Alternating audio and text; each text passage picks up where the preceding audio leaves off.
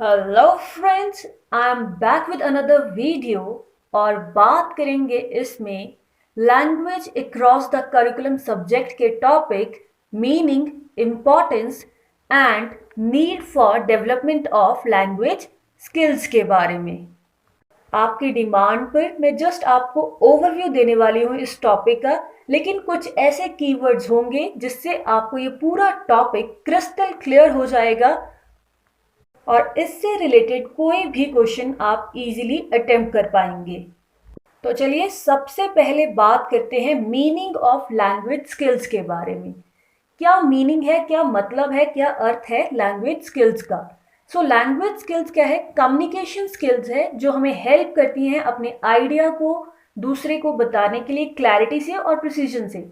हम कुछ भी काम करते हैं, हम कुछ भी सोचते हैं, हम किसी ना किसी लैंग्वेज में ही सोचते हैं। अगर हमारे पास कोई लैंग्वेज ही नहीं होगी तो हम कुछ सोच नहीं पाएंगे, अपनी बात दूसरों तक पहुंचा नहीं पाएंगे। तो अपने थॉट्स को एक्सप्रेस करने के लिए, किसी के भी साथ इंटरेक्ट करने के लिए लैंग्वेज का होना बहुत ज़्यादा ज़रूरी है, क्योंकि ह्यूमन इंटेलिजेंस जो है वो टोटली डिपेंड करती है लैंग्वेज पे। किसी भी बात का अगर आप जवाब दोगे या कुछ भी सोचोगे तो वो किसी ना किसी लैंग्वेज में ही सोचोगे। और जब स्किल वर्ड उसके साथ लग जाता है, यानी कि किसी भी चीज़ को एक्यूरेसी से करना। सो लैंग्वेज स्किल्स हमें मदद करती हैं कि हम अपनी बात एक्यूरेटली, क्लैरिटी से दूसरे को बता सकें या दूसरे की बात समझ सकें। और किसी भी इंडिविजुअल के डेवलपमेंट के लिए ये स्किल्स बहुत ज़्यादा ज़रूरी हैं। तो अब हम बात करते हैं कि लैंग्वेज स्किल्स कितने तरह की होती है। तो बेसिकली हम 4 लैंग्वेज स्किल्स की बात करते हैं: listening skills, speaking skills, reading and writing. Listening skill की अगर हम बात करें तो इसमें इन्वॉल्व होते हैं हमारे years, sense of hearing. Listening skills को रिसेप्टिव स्किल्स भी कहा जाता है, रिप्रोडक्टिव स्किल्स भी कहा जाता है और पैसिव स्किल्स भी कहा जाता है। ऐसा इसलिए कहा जाता है क्योंकि इसमें हम खुद कुछ नहीं कर रहे हैं, हम पैसिव हैं, सुन रहे हैं। हालांकि हमारा दिमाग काम कर रहा है उस चीज़ को समझने के लिए, लेकिन हम उतने ज़्यादा एक्टिव नहीं है, यानी कि हम खुद कुछ नहीं कर रहे हैं। तो वो क्या हो जाएगी यहाँ पे? पैसिव स्किल है, इसीलिए इसे पैसिव स्किल कहा जाता है। फॉर एग्जाम्पल, जो लोग डिबेट वगैरह में पार्टिसिपेट करते हैं, आपने अक्सर देखा होगा टीवी पे डिबेट्स आते हैं, तो उन लोगों की लिसनिंग स्किल्स बहुत अच्छी होती है, क्योंकि उन्हें दूसरे की बात को ध्यान से समझ के फिर उसका जवाब देना होता है। नेक्स्ट है स्पीकिंग स्किल्स। इन्हें प्रोडक्टिव स्किल्स कहा जाता है, क्रिएटिव स्किल्स कहा जाता है और एक्टिव स्किल्स कहा जाता है, क्योंकि इसमें हम अपने वोकल कॉर्ड्स का यूज करते हैं। इंसान इसमें ज़्यादा एक्टिव है। फॉर एग्जाम्पल्स, जैसे कुछ स्पीकर्स होते हैं या हमारे कुछ पॉलिटिकल लीडर्स ही होते हैं जिनकी लैंग्वेज पे बड़ी अच्छी पकड़ होती है और वो अपनी बातों से दूसरों को ईजिली इन्फ्लुएंस कर देते हैं। तो क्या हो गया? उनकी स्पीकिंग स्किल्स अच्छी है। नेक्स्ट इज रीडिंग स्किल्स, जिसे हम रिसेप्टिव स्किल्स भी कहते हैं, जहां पर हम अपनी आईज और अपने ब्रेन का यूज करते हैं ताकि चीज को कॉम्प्रिहेंड करने में। इसे भी पैसिव स्किल भी कहा जाता है और रिप्रोडक्टिव स्किल भी कहा जाता है। तो रीडिंग स्किल्स किनकी अच्छी होती है? जो न्यूज़ रीडर होते हैं, आपने देखा होगा कि वो इतने अच्छे से चीज़ को पढ़ते हैं कि आपको आसानी से समझ आ जाती है, यानी कि उनकी रीडिंग स्किल अच्छी है। या फिर जो लोग रोज़ाना पढ़ते हैं, न्यूज़पेपर पढ़ते हैं, या जिन्हें बुक्स पढ़ने का बहुत ज़्यादा शौक होता है, उनकी भी रीडिंग स्किल्स काफ़ी बेहतर होती हैं। नेक्स्ट इज राइटिंग स्किल, जो कि हाईएस्ट फॉर्म है एक तरीके से। यहाँ पर हम अपने हैंड्स का यूज भी करते हैं और ब्रेन का यूज भी करते हैं रिटन सिंबल्स को प्रोड्यूस करने के लिए। जैसे जो पोइट्स वगैरह होते हैं उनकी राइटिंग स्किल्स बहुत अच्छी होती हैं। तो ये 4 बेसिक स्किल्स हैं और ये सारी स्किल्स एक दूसरे से इंटर रिलेटेड है। अगर आप अच्छे लिसनर नहीं हैं, आप चीज़ों को सुन ही नहीं रहे हैं, तो आप समझेंगे कैसे? तो अगर आप अच्छे लिसनर नहीं हैं तो आप अच्छे स्पीकर भी नहीं बन पाएंगे, आपकी रीडिंग भी उतनी इफेक्टिव नहीं होगी, आपकी राइटिंग भी उतनी इफेक्टिव नहीं होगी। या फिर अगर आप स्पीकर अच्छे नहीं हैं तब भी आपकी रीडिंग राइटिंग पर इफेक्ट दिखेगा। तो इसीलिए इन नटशल हम ये कह सकते हैं कि ये सारी स्किल्स एक दूसरे से इंटर रिलेटेड है, और अगर एक स्किल बेहतर होती है तो हाई चांसेस है कि दूसरी स्किल भी बेहतर होगी। चलिए अब एक एक करके इन सभी को डिस्कस कर लेते हैं और कुछ की पॉइंट्स बताऊंगी और उसको ही इलाबोरेट करके आप अपना आंसर इजीली फ्रेम कर सकते हो।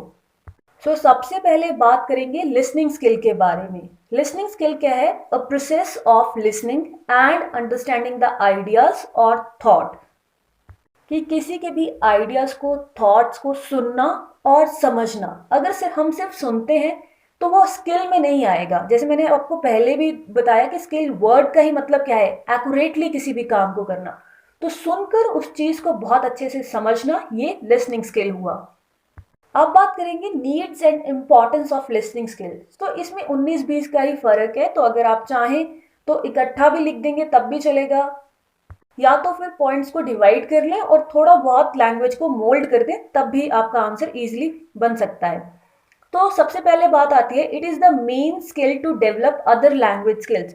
मैंने जैसे पहले ही बताया कि लिसनिंग स्किल सबसे ज्यादा इंपॉर्टेंट है, क्योंकि कोई भी चीज जब हम सीखते हैं, जैसे छोटा बच्चा भी है, वो लैंग्वेज कैसे सीखता है? सबसे पहले वो चीज को सुनता है, फिर वो बोलना सीखता है, फिर वो उस चीज को पढ़ना सीखता है और फिर लिखना सीखता है। तो इसीलिए ये एक बहुत इंपॉर्टेंट स्किल है।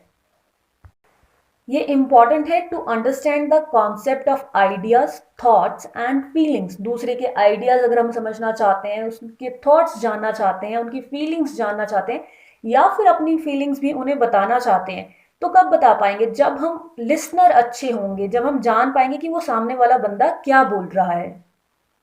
नेक्स्ट इसके इंपॉर्टेंस है to understand the teaching methods and techniques effectively.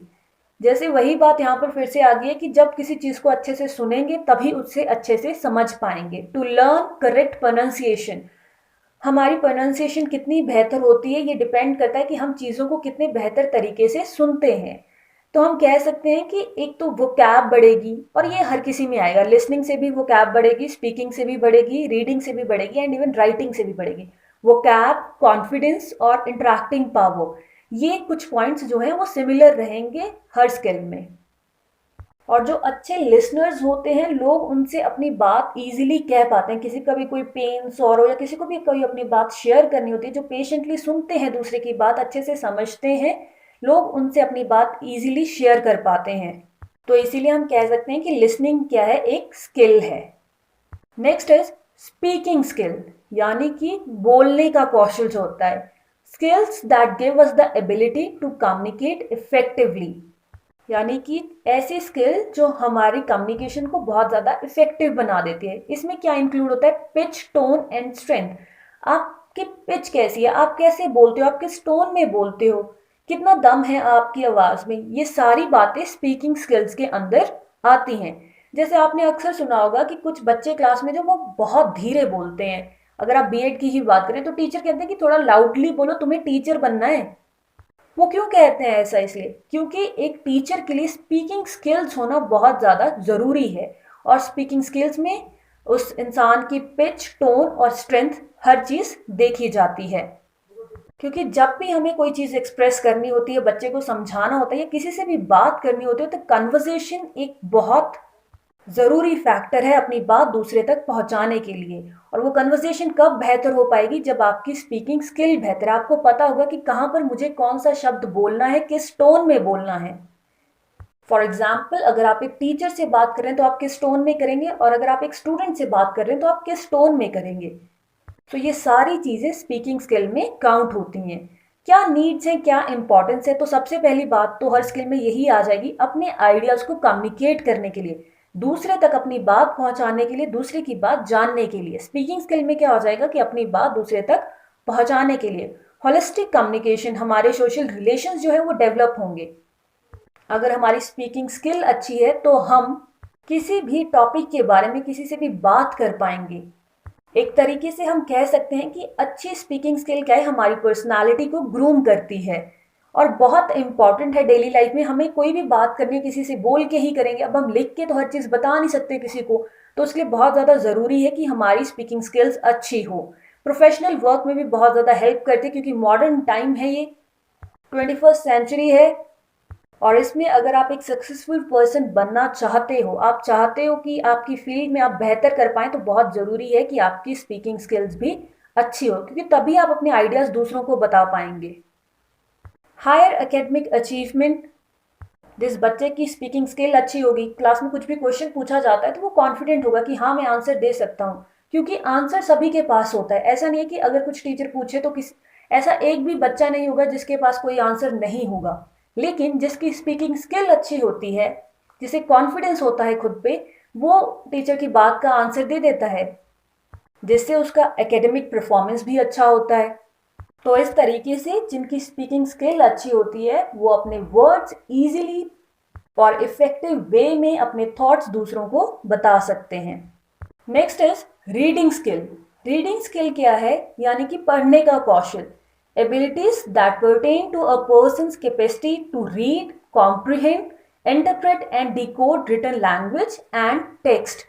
अब पढ़ने में क्या है, ये सारी चीजें आती है कि हम पढ़े भी, उस चीज को समझ भी पाए, क्या लिखा हुआ है हम उस चीज को डिकोड भी कर पाए, और वो बात के संदर्भ में कही जा रही है ये भी हम समझ पाए। It develops our imagination and intelligence. ये हमारी इमेजिनेशन पावर को बढ़ाती है। जिसकी रीडिंग स्किल अच्छी है उसकी इमेजिनेशन पावर बहुत अच्छी होगी और हाई चांसेस है कि उसकी इंटेलिजेंस भी अच्छी होगी, क्योंकि ऐसा कहा जाता है कि books are gateways to wisdom. और बुक्स कौन पढ़ेगा अच्छे से? जिसकी रीडिंग स्किल्स अच्छी होंगी।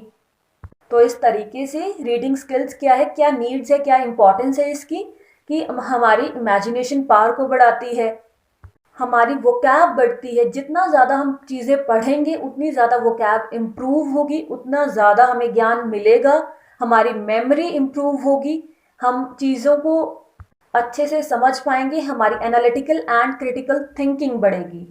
इसके अलावा क्या करती है ये? Improves our communication skills.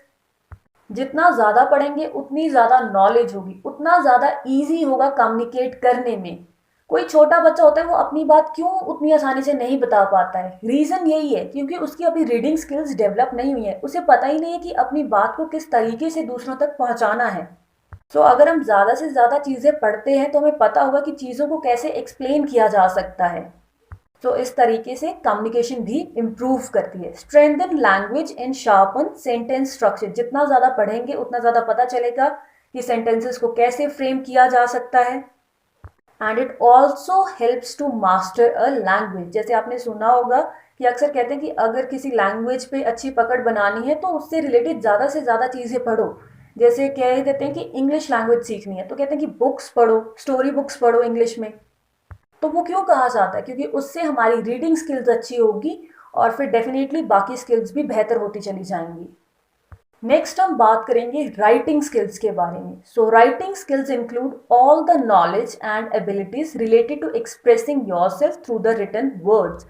यानी कि जब अपने इमोशंस को, अपने थॉट्स को हम रिटन वर्ड्स और सिंबल्स के थ्रू एक्सप्रेस करते हैं, उसे ही हम राइटिंग स्किल कहते हैं।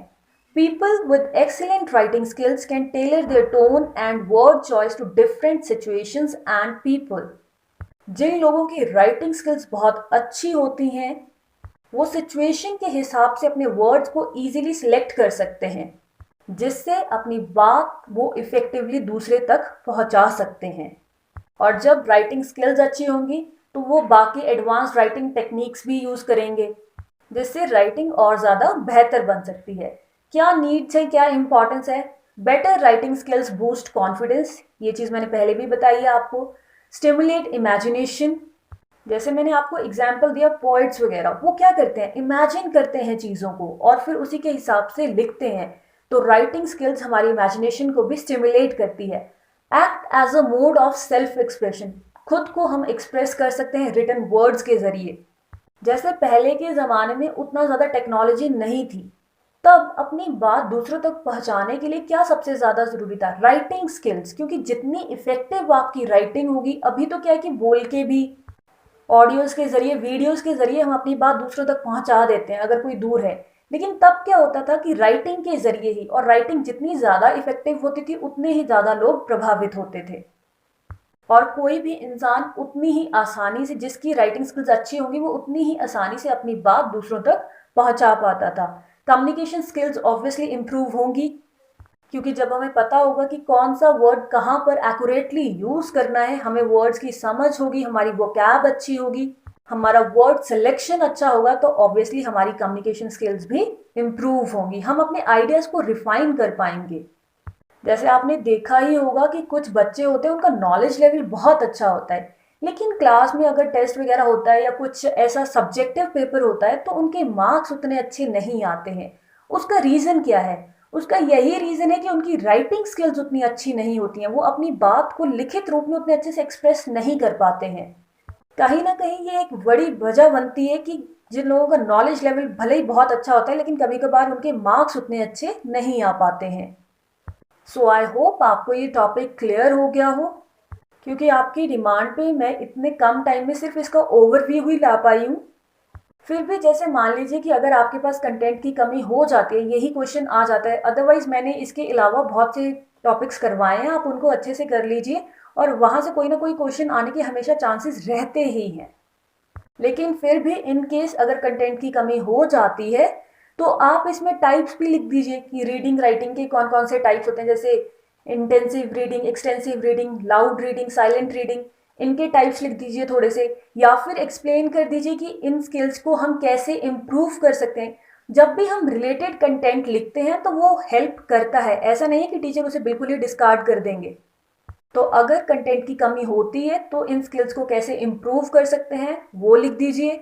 किसी के अगर आपको टाइप्स याद रहते हैं तो वो लिख दीजिए, या फिर इन स्किल्स के कैरेक्टरिस्टिक्स क्या हो सकते हैं वो भी लिख सकते हैं।